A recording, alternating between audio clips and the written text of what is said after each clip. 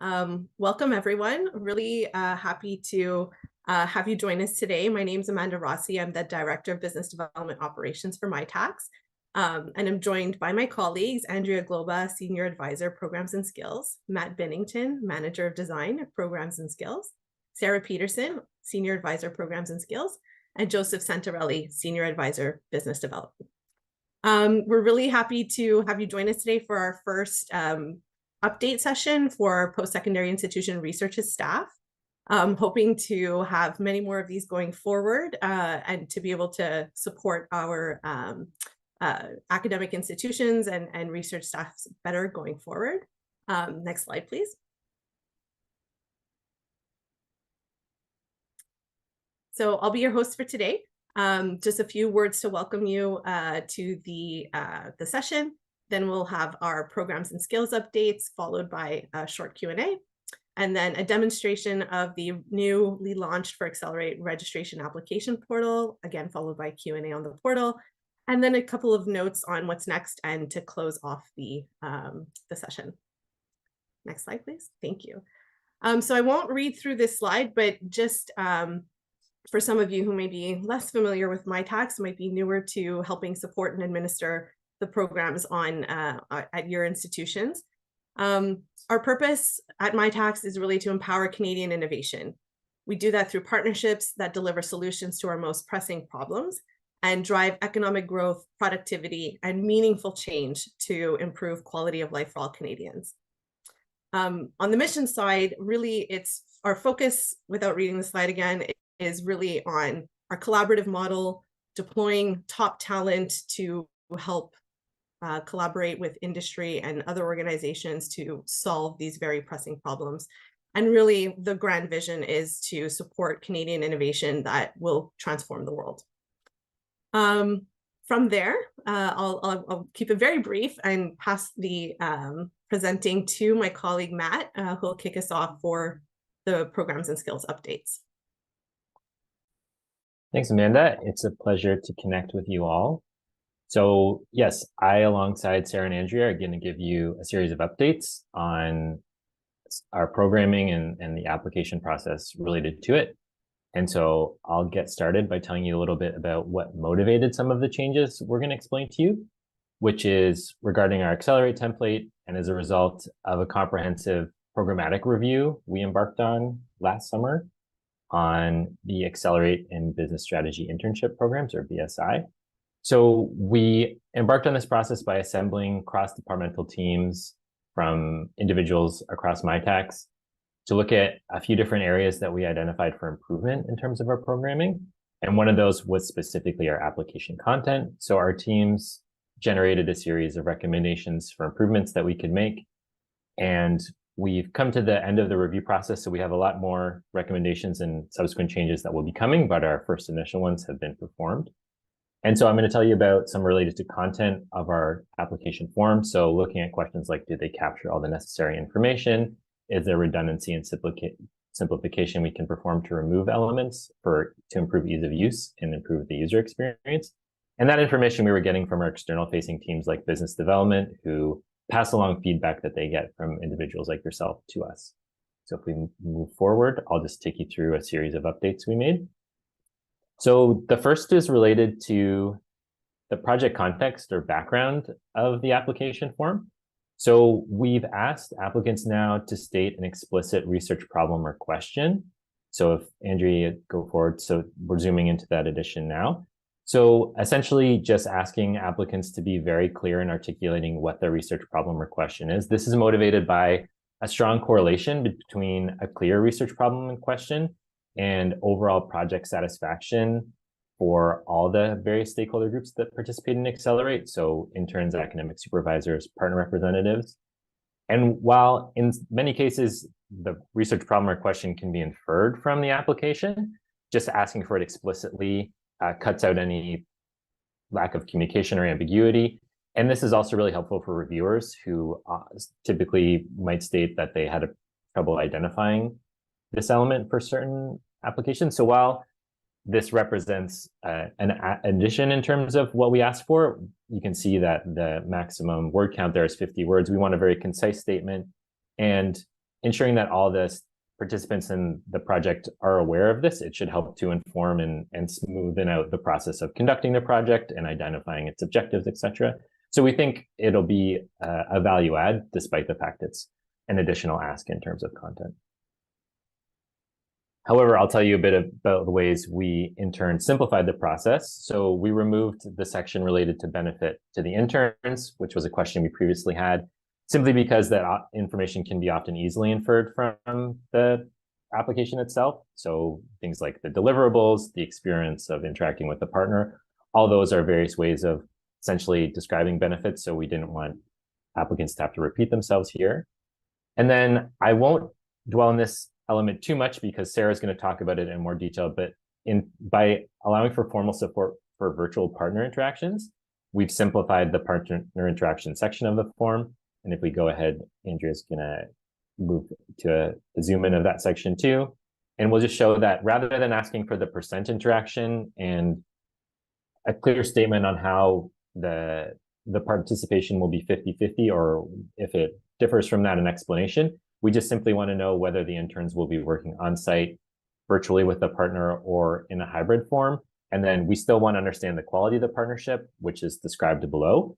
But Sarah will tell you a bit more about our rationale for supporting virtual internships, and I'm sure you can surmise why, but we'll get into the details in a moment. And then we also simplified the relationship with past or present Mitacs projects. So we found this question, it wasn't unusual for people to miss it just because of the way it was awkwardly worded before. But basically, everyone is required to answer this question now. Oftentimes, the response will be no, and individuals can move on. But if there is any sort of link, we've streamlined the wording here, give people an opportunity to provide an explanation, and it should make this process easier. And then finally, one thing I'd love to tell you about is our new and improved guide to composing proposals associated with Accelerate. So just a couple of screenshots of the 9-page guide in English. And as well, I should clarify and make clear that we've made all the same updates in our French material as well. And we have a French version of this webinar we're hosting tomorrow. But basically, our guide was a bit dated. In addition to the changes we've made, we wanted to be more clear on what our expectations were and just communicate requirements more clearly. So you'll find that in the complete application package you can really download from our website. And as well, you may have noticed both in this presentation and in the forms themselves we're showing you snippets of, we've incorporated our new branding, which we hope you agree looks great and are as much fans of it as we are. And then finally, I'll just take a moment to move away from the application forms themselves and tell you a bit about another improvement we've made, which is expanding eligibility for our programming to include non-degree university students. So simply put, we have got a fair amount of feedback from our participant groups that there's a group of prospective applicants who are able to participate currently, which is students who are enrolled in universities, but not in degree programs, perhaps in diploma and certificate programs. So we simply want to continue to improve accessibility of our programming. We're expanding eligibility to include these folks now. And one important thing is that we want to defer to the expertise of you at the various institutions about the nature of your diploma and certificate programs, because we don't have necessarily an appreciation for the entire diversity of what might be involved. But you know more than us whether applicants are participating in a program such that they're enrolled and have the capacity to commit to a length of an internship. So people that would be auditing courses wouldn't be eligible, but people that are in a course-based certificate program where they have a lot of additional outside class time would be perfectly suited to participate in an internship in the way that a bachelor student would, or any other number of currently eligible participant intern groups. So that concludes my section of the presentation, and I believe I'm handing it over to Sarah, but look forward to engaging again on questions should there have been any on my section. Thanks so much. Thanks, Matt. So as Matt mentioned, I'm happy to be here to provide an update on our rules about virtual interaction and partner interaction in general. Next slide, please. So these are not new changes. This is a formalization of the changes that we made in March 2020, along with the entire world, when we all said, go home and stay home as much as you possibly can. And some of us are still there a lot of the time. But this was something we didn't want to formally make the change without really looking into it in depth, because the interaction with the partner organization is a crucial part of Accelerate and BSI internships, and it always has been. And as you know, before the pandemic, we required it to be in person in Accelerate. BSI came into existence during the pandemic, so it's been a little different. But now that we've been at this for a few years, we've had time to collect and assess outcome data on internships that have happened over the last few years and compare the outcomes for the ones that took place virtually with the ones that took place in person. And we did find there can be some advantages to in-person interaction, but internships where interns interacted remotely with their partner had really good outcomes too. So we still do encourage in-person interaction when it makes sense. But we understand that a lot of workplaces like ours are hybrid or remote, and we want our interns to be able to participate in those kind of environments because that's what the work world looks like now. I will note this is only applicable for Accelerate, BSI, and Elevate. GRA and Accelerate International are specifically international mobility programs, so those do still require travel. In terms of the changes you'll see on the application form, Matt already showed you that. We're going to take off the question where we asked about percentages. We're just asking them to check a box to let us know hybrid or in-person, virtual, or hybrid, and then to really focus on the description of what they're doing. So interaction is still really important, but we want our applicants to focus on describing what they're going to do, thinking through how they're going to be involved, and for the partner organization to think through how they'll be involved with the intern, rather than just quantifying it and giving us a number. Now, the second topic I'm going to tell you about also goes back to the program review that Matt mentioned. So one of the other things we did during that program review last year was to look for opportunities for streamlining to reduce confusion and improve client experience in Accelerate and BSI. And so these are mostly changes for Accelerate. Actually, next slide, yeah. So we will be removing the requirement for intern CVs in Accelerate. This is going to make it consistent with BSI, where we've never asked for CVs. And as you know, we also take applications with the interns not named yet. So we do know proposals can be reviewed without intern CVs. So this will give us a more consistent rule that you never need intern CVs in either Accelerate or BSI.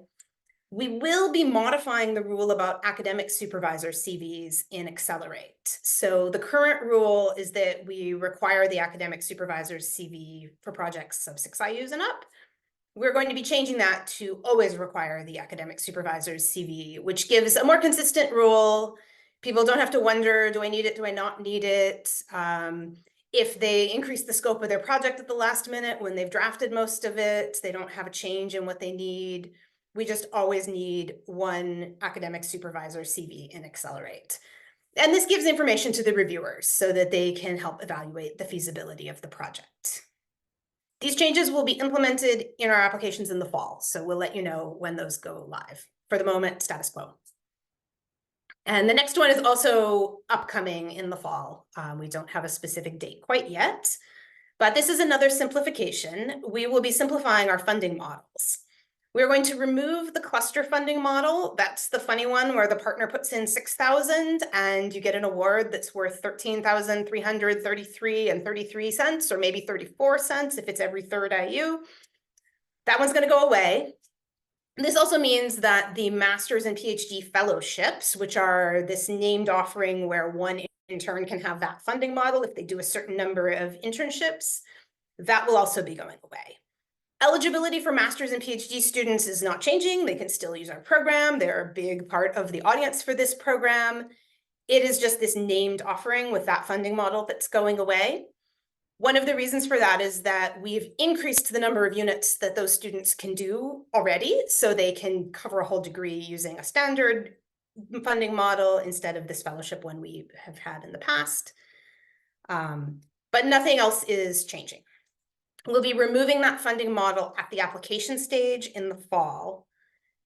Everything that's in the system, so anything that has been submitted to us and is in review or is already approved and is being delivered on for the next few years, those will all continue as written until they're completed. So no worries for people who already have clusters. We aren't retroactively changing anything. We're just going to take it off at the application ends this fall. We are not directly replacing that funding model at the moment with anything new, but as you may know, we've offered a few different enhanced leveraging scenarios in the last couple of years, and we'll continue to evaluate and evolve our funding models in the future. Now over to Andrea.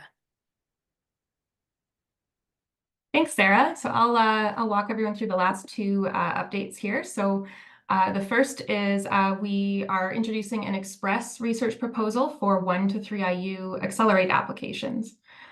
So this is actually rolled out live as of last week on our application portal. So during the walkthrough, we can highlight some of those changes as well. But the goal here is that Mitacs is aiming to simplify the application process for small projects, and as well to implement process efficiencies in our review process to reduce the turnaround time for these 1 to 3 IU smaller projects. So overall, the goal here is to have a better experience for applicants. They have to provide us with, less information, a more summarized kind of proposal, as well as an expedited funding decision, so a quicker turnaround for their application. So I'll walk you through some of the changes in the proposal template, which is now available live on the RAP portal. So first of all, I'd like to highlight we have a simplified intern summary section. So because the project is only up to 3 IUs in size, the applicants can name up to 3 different interns on the project. So these can either be named interns or TBD, or to be determined interns. And applicants will have to list their academic level, the number of internships they'll be doing, as well as the internship duration. So next, in the description of proposed research section, we have a few changes as well to simplify things. So instead of a project abstract, we have a project summary. So in this section, and a project plan, which is shortened as well. So in the project summary, we're asking applicants to state the research question that the project will address, describe the main activities of the partner organization and any challenges the partner is hoping to solve through the project, as well as outlining anticipated social or economic benefits for the partner organization, or for the project. Next, we have the project plan changes. So this actually summarizes a lot of separate sections that exist in the standard proposal template into one concise section. So here we are asking applicants to describe the objectives, the specific methodologies, and the expected deliverables of the project. Finally, the relationship to past or other Mitacs projects has been clarified, which Matt already described. So this section is exactly what exists in the standard template, where we ask applicants to declare yes or no, whether the project's related to a previously submitted project, and if yes, they can describe the relationship.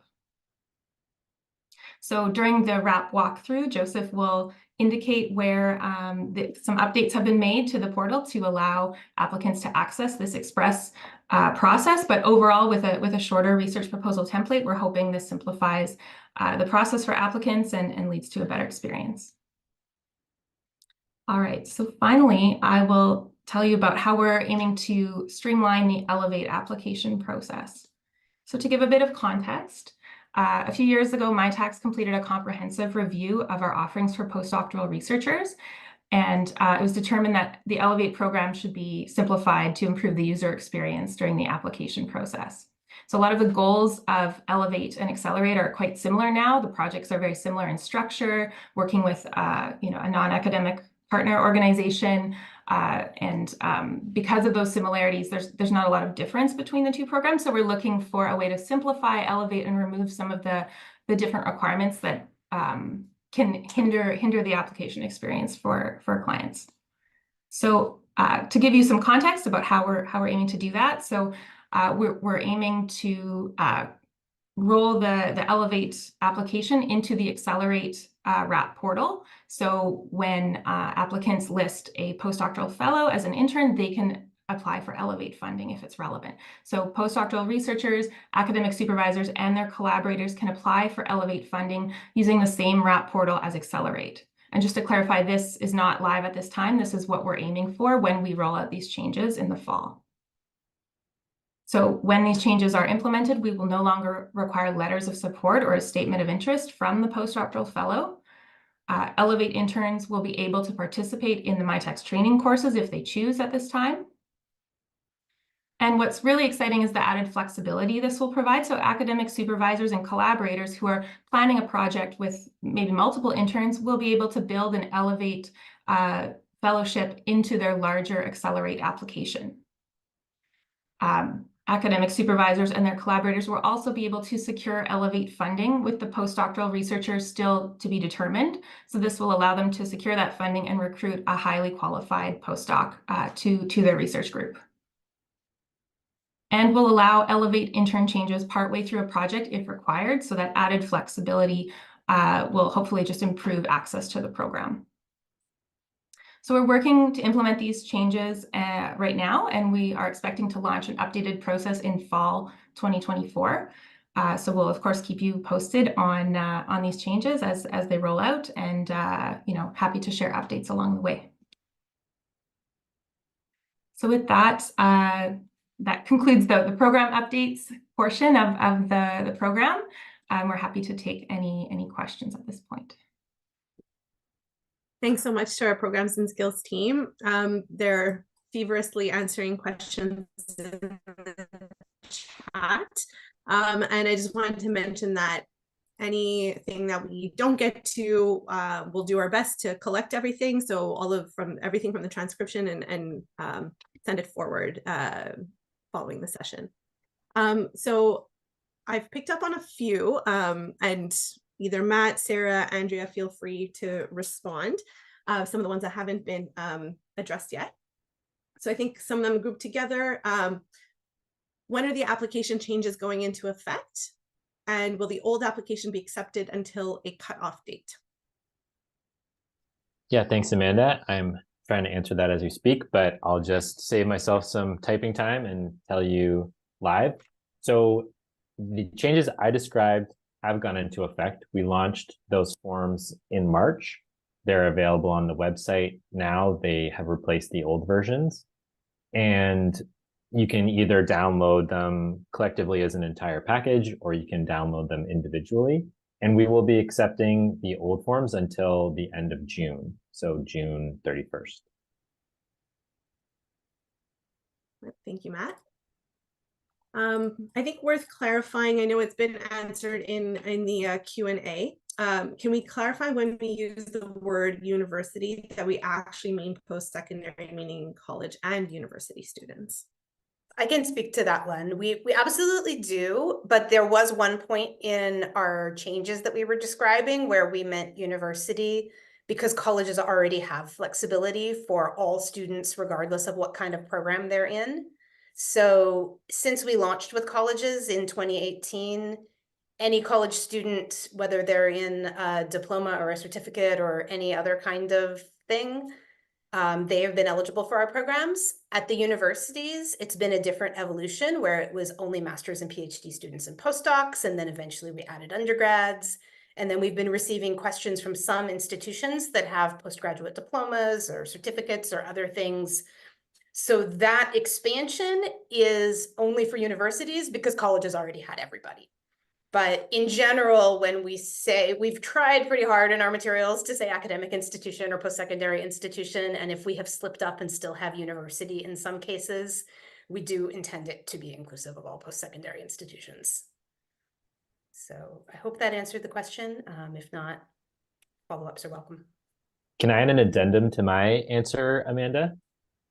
I realized that I didn't mean to trick anyone by giving a fake date of June 31st, which doesn't exist. Of course, there are 30 days in June, so we will accept the old applications until June 30th, not June 31st.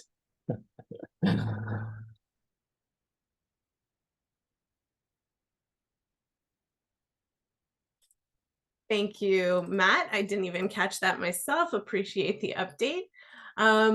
We have a few more minutes for Q&A. So maybe one more that I've pulled, and then I'll let anyone who wants to raise their hand and ask a live question. what alternatives exist to cluster funding for before fall 2024?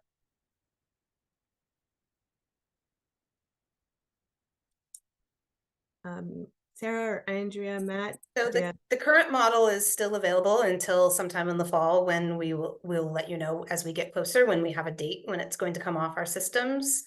At that time, then the funding models that will be available will be the $15,000 funding model, as well as the 10K model that is stipend only. So those both exist now.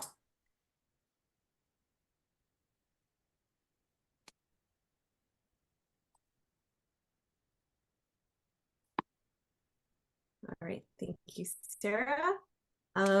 Is there anyone who would like to? Otherwise, we can keep going for a couple more minutes with some of the questions from the chat. I see one in the chat. While I'm unmuted, maybe I can answer. There's a question about minimum number of hours for the intern per internship unit. We don't set hours. We describe an internship unit, a single, like the smallest thing you can do, as one 4 to 6 month internship. And the intention there is that it's basically 4 months of full-time work on a project, splitting the time between the academic institution and the partner organization. And that could be spread out over up to 6 months. So maybe someone's taking one class and then they're going to do their internship alongside that, or they have some other responsibilities. But we don't track hours and we don't specify hours. Thank you, Sarah. I'll read off another question, which I might take a stab at myself. Will you be offering a workshop like this to faculty, or are you relying on research offices to spread the word? So we will be sending out more communications to faculty members, those who are subscribed to our mailing list, and through other channels. So there'll definitely be updates as the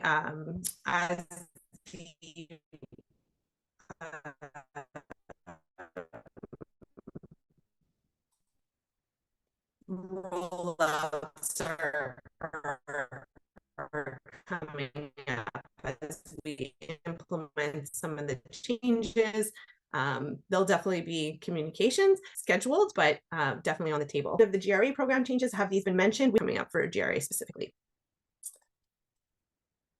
Let's see. Maybe one more question. I'm just scrolling through because the team is doing a great job.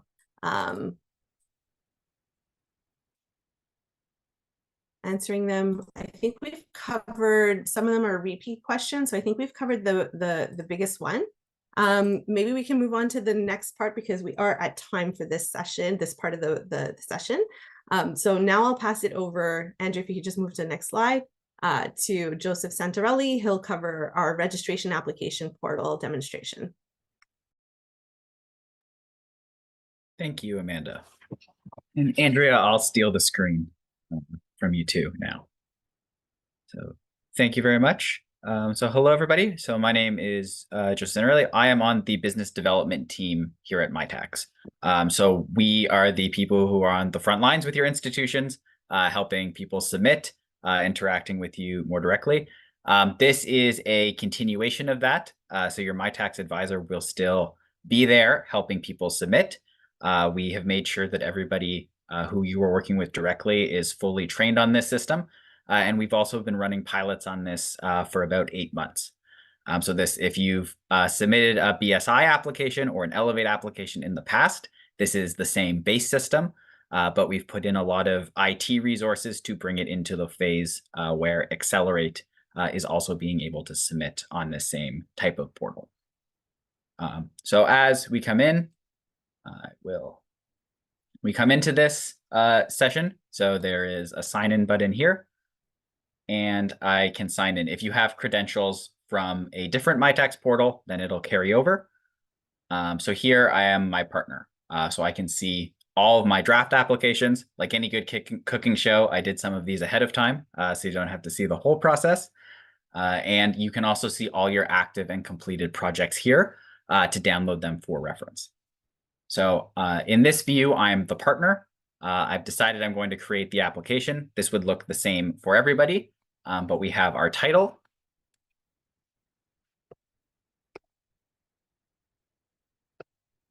I'd like to apply for Accelerate. So this portal is specifically for Accelerate, my role, and you're my tax advisor. So picking here, once you pick a person here, it will send a notification to that relevant advisor that says they're there. And this will also give me, as the advisor, access to be helping anybody with this application as we go. It also gives a size. So we've changed this, like was mentioned in the previous proposal. There is Express now and Standard. And this helps a faculty member or someone differentiate what the requirements are for each of those steps. So I will put Standard. It gives us our tooltips, and then it also helps judge eligibility as we go. So from here, we create, and now it pushes me as the partner to enter all of my specific information. So if you are familiar with the current way Accelerate works, there is the research component, the part 1, and there is part 2, which is all of the administrative stuff. This portal is just replacing all of those administrative pieces, and you'll keep working on that part 1 or the new version as presented before, and that will be uploaded here. So moving into this. So I can see here we have the partner organization. You can check to see if they have accepted. There's editor status. So you can see everybody who's involved in the participants tab. You can add additional academic supervisors. You can add multiple partners. We can add multiple interns as well. And we can also edit through the action buttons. Here in the proposal, so this gives you additional information on your specific requirements, and it replaces, again, all of those part 2. So entering here, this section here, so this would be one of those changes that was mentioned by Andrea. You can download the specific research portion of it in a Word document. So there's the Express version here, and there's also the standard proposal template here. So this allows you to download the most current version, work on it as you normally would with your business development advisor. If other people are involved, perhaps the partner is making changes, you can still do those communications through Word, and then you would just submit this final version as a PDF as well. There's also this reminder here that because revisions are allowed in Accelerate, and sometimes in that revision, there are revisions requested, we advise the professor to keep a version of that final document so that they can make those changes as well. Same with those keywords. This gives us all of our standard declarations. This also streamlines for partners and for the faculty. If you need an additional form or you need more information, there's a research security component that's needed. It will automatically ask you for those as you're going through, and your advisor can help in order to submit what's required. We also have our suggested reviewers, as you would normally see. And once this is all filled out,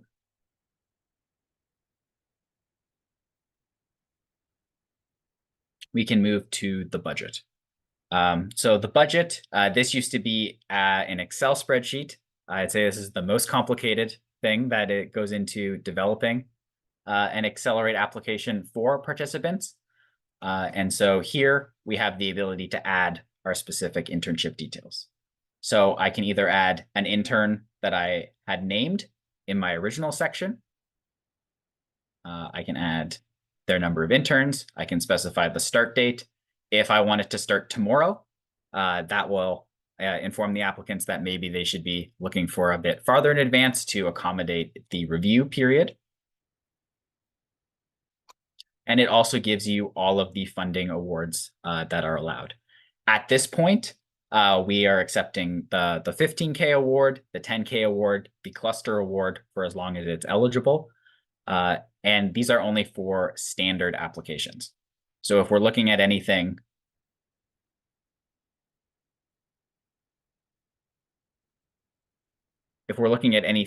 in terms of a large project, so over 10 units, you're applying with Alliance, NSERC Alliance, and Mitacs Accelerate. If you're doing an international project, if you're doing an entrepreneur project, those would still go with the paper application. As we deploy more tools and we make sure that this is successful, everything will be slowly moving towards this portal process. Personally, going through a lot of the applications, it makes it much easier for applicants. So I can also see here that I am missing my conflict of interest. So it gives you an output of exactly what you need in order to be successful.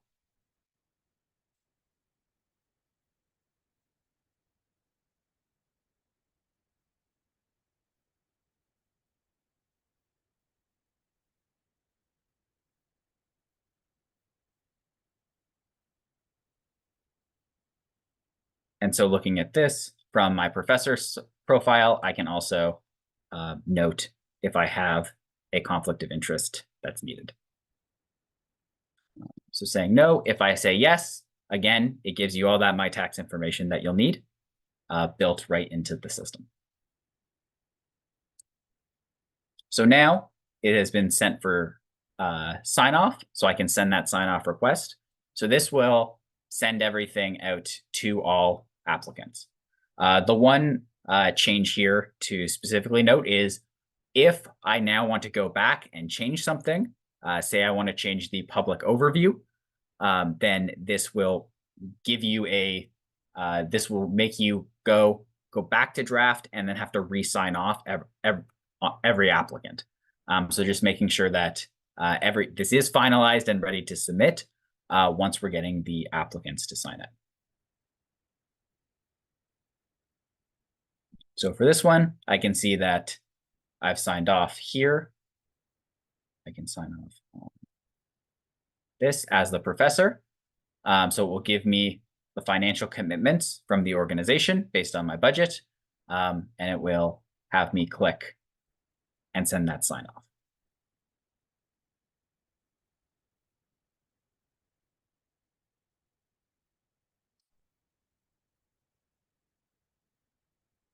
Changing my views because I am everybody.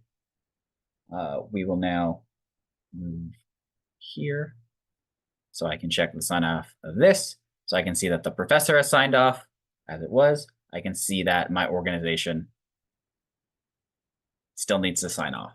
So this will give me an output of everything that I had asked, I had set up in the invoicing section as a partner, and what the total financial commitment is, and that sales tax will apply. So I agree for that as the partner. And now I can see that this one here is now ready for research services. So this is where traditionally, in my institutions, I would package up all the individual documents and I would send it to the research office and then say, this is ready for signature. Now that this is ready for signature, I can download the full application. Again, this is very similar to BSI or Elevate if you've been exposed to that, but that will give you this, this ORS approval document here. And then as an applicant, you can upload that final document here. So for day-to-day, in terms of coordination with the actual ORS, there isn't a lot within the research office that changes from here. You'll just be getting one PDF with all of this information instead of many different documents. I can also return back to draft at this point. I can review the full application, or I can move to submit. So all requirements have been made, so I can submit the application. So once I hit this point, once I click yes here, there's no going back. It's been fully pushed out of the system and goes to our submission team. And so any other changes will have to happen outside of this portal.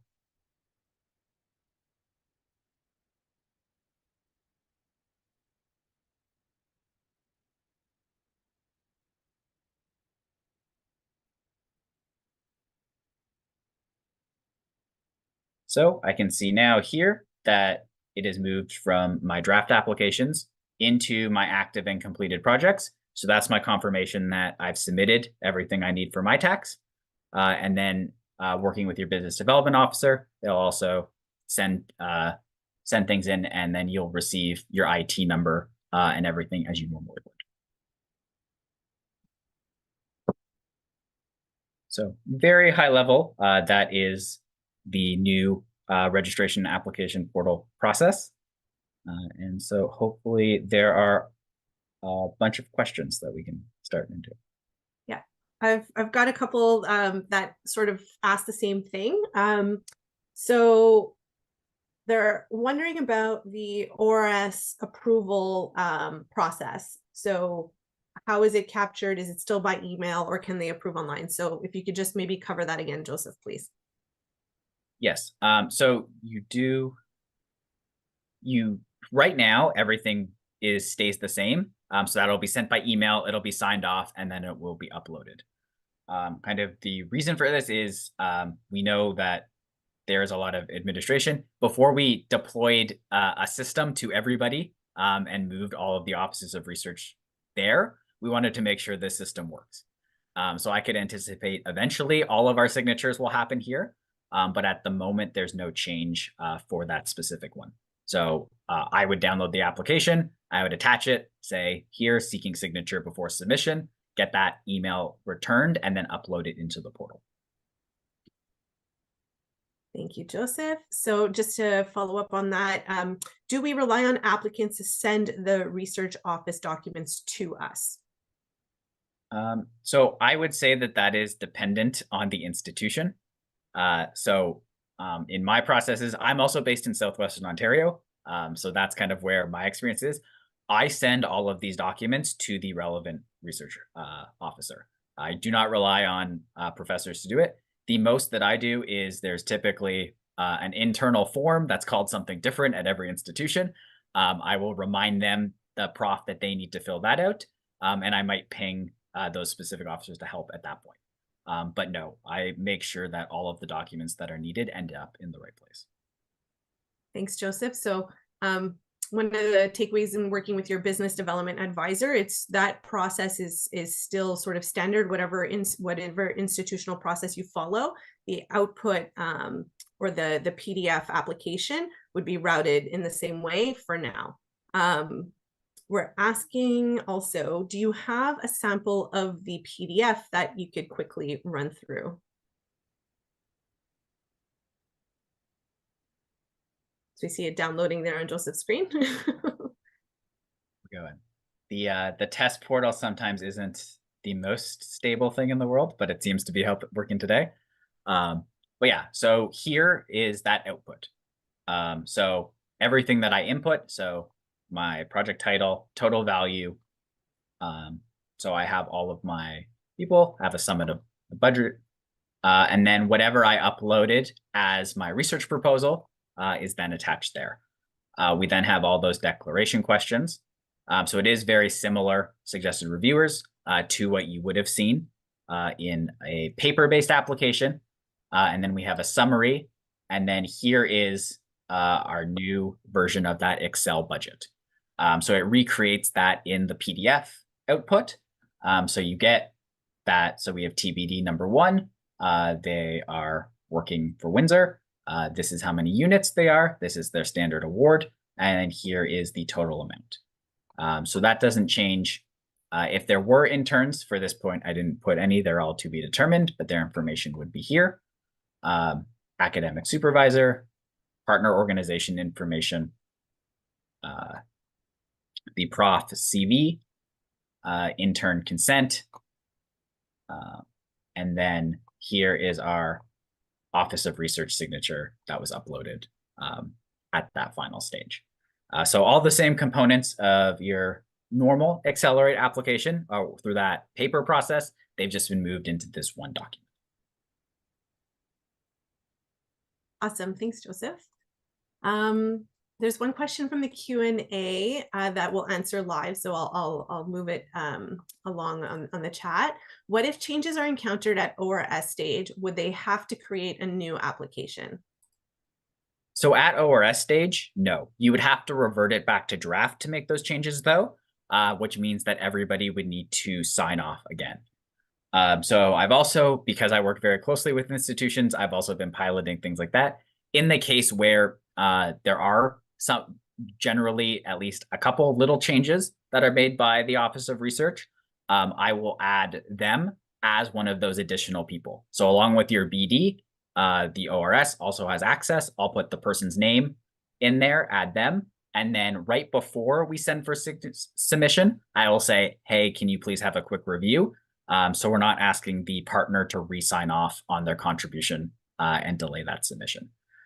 So in cases where that's a concern, I think it's fairly easy to modify our standard process in order to still be able to make those changes. So we're still doing well for time. We'll keep going through some of the questions. Does the partner organization need a Mitacs account then to approve the award? It's a multi-part, Joseph, but I know you'll be able to get through this. What if the contact who's facilitating the project is not authorized to sign? And instead, what they currently do is provide a letter from the organization confirming funding. I might circle back on that last one because I'm not sure I understood that last part. But okay. Do you need so the Office of Research doesn't need an account because we're still uploading that paper-based signature. So as an Office of Research, you can have zero contact at this point with the system. You just get a PDF, you sign the PDF gets uploaded by somebody else. That would, think, be there. If you wanted to be added, you would have an account. You can do that for specific research officers or as a whole, and then you can just add them as an additional person who has access to the application. That was multi-part. I think I missed at least one of those parts, if you don't mind. Yeah, no problem. So does the partner organization need a Mitacs account to then approve the award? And what if the contact who's facilitating the project is not authorized to sign for the funding? Okay. Yes, they would need an account.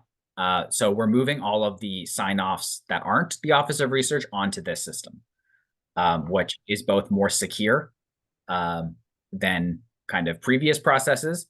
But they can have so they have to log in order to confirm that they're part of the project and fill in their initial details, and then they would need to sign off. Everything else can kind of be done outside of the system.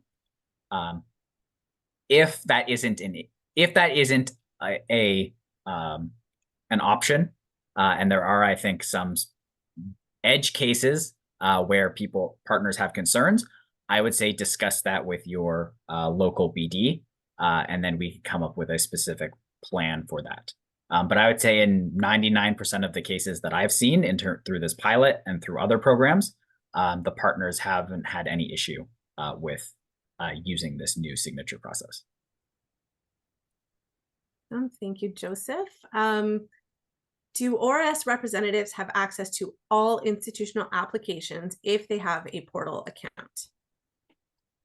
So you would have access to everything you were added to, I guess is kind of the high level. So if you are added to every single application, then yes, it would all end up in those active and completed projects. If you are an ORS that doesn't want to be interacting with this portal at all and you're not added, then no, you wouldn't. You would still access those applications through whatever channels you were before if you had any specific questions. Thanks, Joseph. I'll take the opportunity to follow up on your response to address another question in the Q&A. Are there any plans to include the ORS awareness of the project earlier at sign-off? Can we make sure that the ORS is notified earlier in the process? And also, along the lines of does ORS have access? So we are currently undertaking some capital projects at Mitacs to help fill this gap of ORS access. So this is something that we'll be working towards future state. I cannot promise that it's going to be coming anytime soon within, say the next 6 months, et cetera. But there is, like Joseph mentioned, if you can work with your local Mitacs advisor to create a little mini SOP so that if someone wants to track all of the applications, they can be added as a sort of observer for each of the files as they're progressing. But we are looking at filling this significant gap. We know that this is something all the institutions have been wanting and needing to follow more closely at the application and project level. So we're undertaking, like I said, some capital projects now that'll help support this going forward. I believe we've covered, oh, here's another question. Does the partner organization need to sign or approve the HQP when there are more than 6 personnel involved and the HQP's name is to be determined? I can start with that and maybe the program team if we want to to jump in. For the everything that they sign off on the proposal, whether there's named interns or TBD interns is completed at the submission stage. Thereafter, once you know, TBD interns or future interns are named to the project, yes, the organizational partner, so whoever is the representative, will have to still sign the new intern form. That process is being revamped. The form is being revised. But the process for the time being will remain the same. I don't know, Andrea, you're working on that, so I don't know if you wanted to add anything else. No, I don't have anything to add yet at this time, but that's the process, and we're reviewing the form at this time, but I don't expect any changes to that particular aspect to be coming. Okay, perfect. There's one final question in the Q&A. Would a 2IU, and this might be programs teams, would a 2IU internship that goes on to seek 2IU extension be considered 2 simplified applications? I can also start with this one. So for projects that are ongoing, we do have an extension process that was launched this past, formalized and launched this past fiscal year.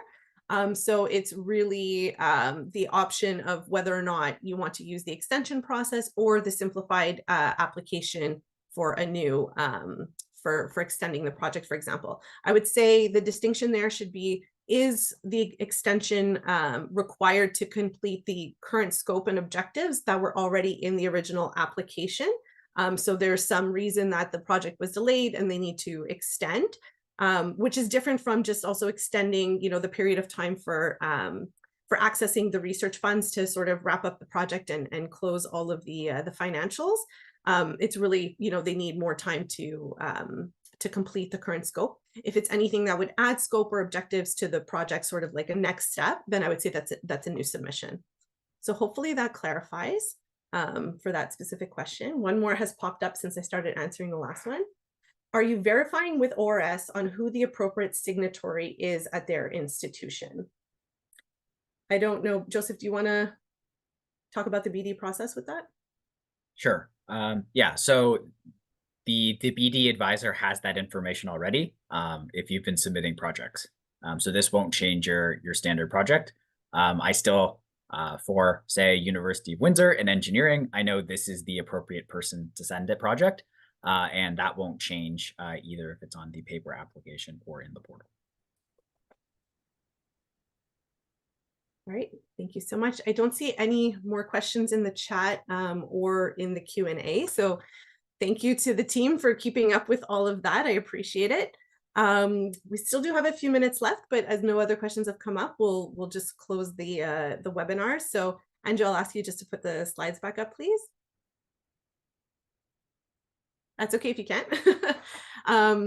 Just a quick note on next steps. So we will be sharing a survey. Thanks, Andrea. We'll be sharing a link to survey, a recording of this session, slides as well for your reference, and really would like your feedback on whether or not this session was useful. If you appreciated the format, prefer to receive this kind of information in a different format going forward.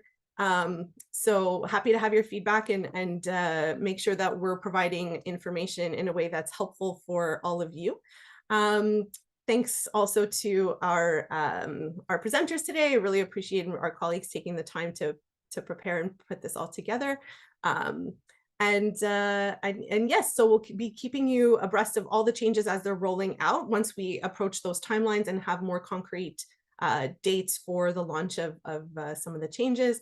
And always, as always, if you have questions, please connect with your BD advisor. They'll be happy to help either respond if they can or navigate the question to the right place in the organization. So thanks everyone for attending. Appreciate your participation and all the lively questions in the chat, and looking forward to connecting with you again soon. Thank you.